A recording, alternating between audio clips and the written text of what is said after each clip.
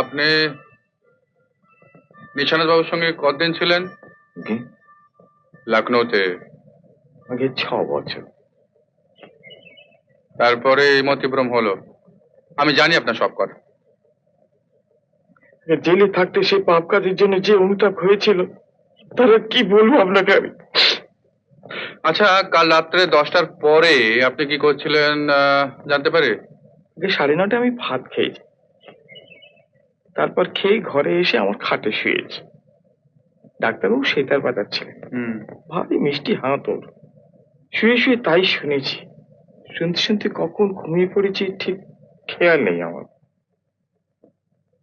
আমি হলপ করে বলতে পারি, জেল থেকে বেরিয়ে একটা মিছে কথা তারপর থেকে আমি আর বলিনি।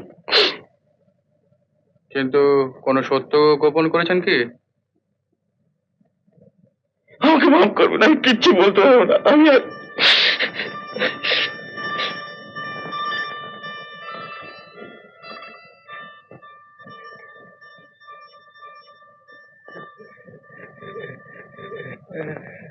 আমাকে চেনো? ছবিতে দেখেছো না?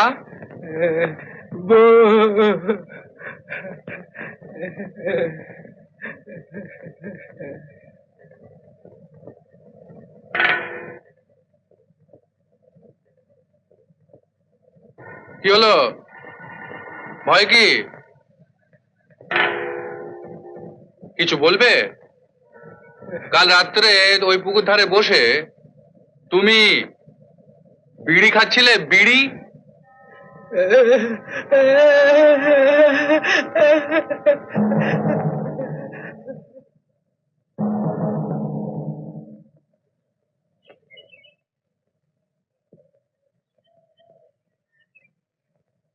সেলাম কর্তারা।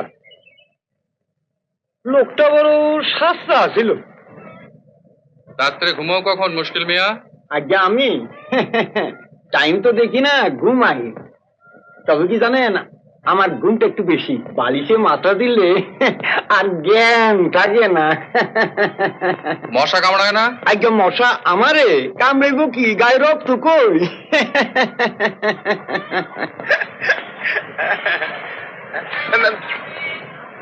সালাম কর্তারা, সালাম। মুশকিলের বউ।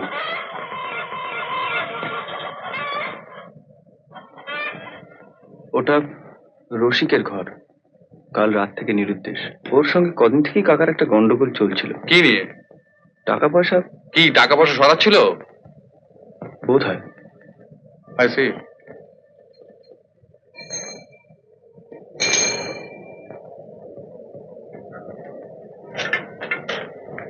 শোনো,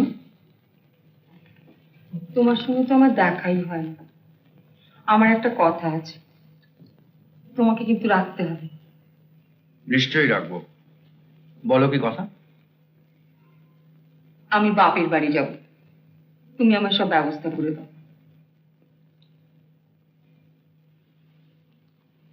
কি হলো, কথা বলছো না যে?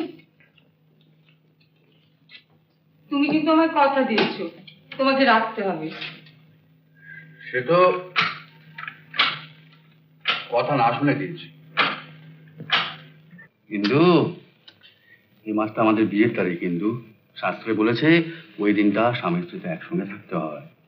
প্রতিবারই তুমি ওই এক কথা বলো, আর প্রতিবারই ওই রাত্রিটা তুমি নাচ ঘরে কাটাও। না না না, এবারে তা হবে না। তুমি দেখে নিও, এবারে ঠিক তোমার বাইরে থেকে বাইজিরা যেমন 2-4 দিনের জন্য তোমার নাচ ঘরে আসে, তোমার কাছে আমার প্রয়োজন ঠিক ওই রকম, বছরে 2-4 দিন। না না, ওসব মন ভুলানো কথাই আমি ভুলছি না। আমি যাব, তুমি আমায় কথা দিয়েছো, ব্যবস্থা করে দাও। হিন্দু, হিন্দু, তুমি চলে গেলে আমি আরো অসুস্থ হয়ে পড়বো। আমার আমার হয়তো ভালো করে খাওয়াই হবে না, ঘুমই হবে না।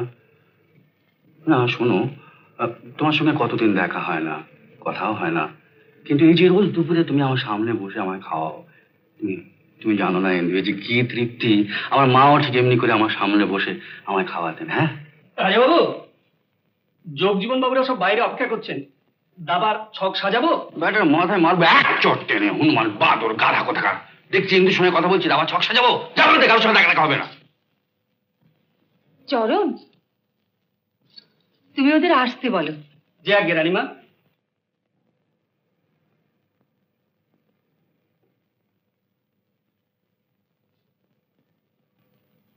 শোনো, তুমিও একটা কথা জেনে রাখো, তোমার রোজ একবার করে দেখতে না পেলে আমিও কোথাও গিয়ে শান্তি পাবো না।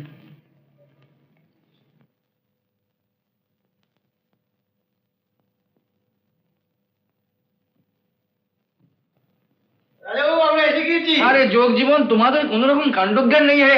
কেন এত দেরি করে কেন? আমি তো প্রায় 2 ঘন্টার উপরে বসে আছি। হ্যাঁ, 2 ঘন্টা বসে আছো।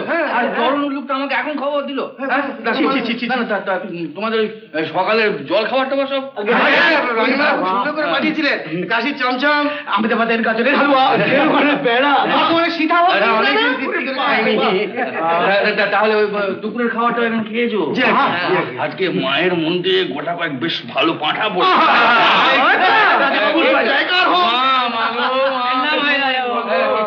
কি খবর রাজাবাবু?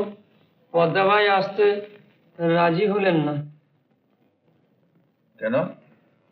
টাকা কম বলেছিলে? না রাজাবাবু, মুজরাতে উনি যা নেন তার চেয়ে অনেক টাকা বেশি বলেছিলাম। তাহলে আসতে রাজি হলো না কেন? আগে আমি পৌঁছবার আগে 2500-এর জমিদারের লোকেরা ওনাকে অগ্রিম বায়না করে গেছেন। কতক্ষণ লাগে দিতে? হারাম চালা কথা। আগে বা পরে তো একবার আসতে পারতো। আগে কলকাতায় বায়না আছে, 2500 থেকে ফিরেই নিজের দেশে মানে আগ্রায় চলে যাবেন। রাজাবাবু, আমি সব রকম ভাবে রাজি করাবার চেষ্টা করেছি। আমার নাম করেছিলে? আগে হ্যাঁ হুজুর। ঠিক আছে ঠিক আছে, আমিও দেখছি নাচনেওয়ালের পায়ের জোর কত। নিতাই! হুজুর, পদ্মাবাই 2500 জমিদার বাড়িতে মুজরো করতে যাবে না। তুমি যাও। জি আগে রাজাবাবু। কইয়ে যোগজীবন, চাল দাও। আগে শুরুটা আপনি করুন। হ্যাঁ, রাজহাত দিয়েই শুরু হোক। আমি? আচ্ছা, এই নাও। দেখ, ভালোবাসা হচ্ছে কি হামের মতো, অল্প বয়সে বেরুলে কোনো ভয়ের কারণ নেই, কিন্তু বেশি বয়সে বেরুলে মারা। কিরে, একদিনের ধাক্কা একেবারে বেসামাল হয়ে পড়লি? তা মানুষ যখন বেসামাল হয় তখন এক ধাক্কাতেই হয়। শিহরণ হচ্ছে বুঝি? প্রতি লোমকূপে শিহরণ নয়, হচ্ছে কি সেফটি। সেফটি আগে ও তা সুস্থ দেহ মন নিয়ে তো দিব্যি ছিলি, মাঝখান থেকে এই বোকামো কেন? দেখো কেতারদা, যে কোনোদিন বোকামি করেনি সে নিজেকে যতখানি বুদ্ধিমান মনে করে ততখানি বুদ্ধিমান সে নয়। বুঝবে, ক্রমে বুঝবে। তোমাদের কাঁধে চেপে সে এমবিবিএস পাস করেছে, এখন সাগরিকার মতো বড় লোকের মেয়ের কাঁধে চেপে সে খরচা চালাতে চায়। দুর্ভাগ্য তার, তোমার মতো সুহাসিনীকে সে চিনল না।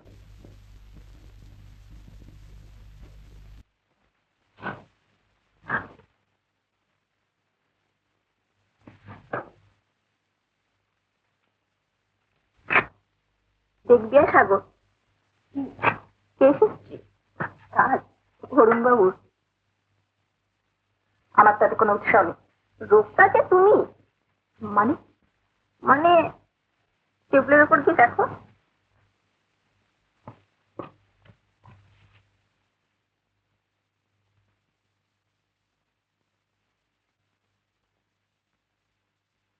আপনি ওষুধগুলো রিপিট করবেন কেমন? আপনি এসব কি লিখেছেন? ও হ্যাঁ, ওগুলো হঠাৎ মনে পড়ে গেল, বোধহয় অন্যমনস্কভাবেই লিখে ফেলেছিলাম। রবীন্দ্রনাথের কবিতা সাগরিকা। আমি তো তাই জিজ্ঞেস করছি, আমার নাম সাগরিকা কিনা?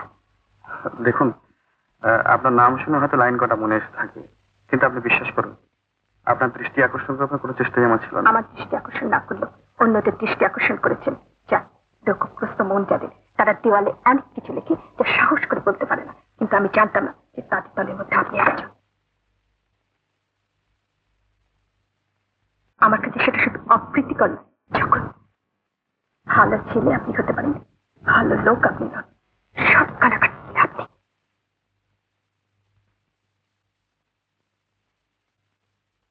না না না, অরুণ সম্বন্ধে ও কথা আমি বিশ্বাস করি না। তাকে আমি ভালো করে চিনি, অনেকদিন ধরে দেখছি। আপনি ভুল বুঝেছেন ডক্টর মুখার্জি। এ শুধু আমি দেখিনি স্যার, এ নিয়ে অন্য স্টুডেন্টরা রীতিমতো কানাকানি করছে। ওসব স্ক্যান্ডাল মঙ্গারদের কথায় আপনি কান দেবেন। এ বিষয়ে অরুণের চেয়ে ভালো ছেলে আর কেউ নেই। ও আমার ছেলের মতো প্রিয়, আমার চেয়ে ভালো তাকে কেউ জানে না। আপনার জায়গাটা সত্যি হলো, বোঝাটা ভুল। বেড়া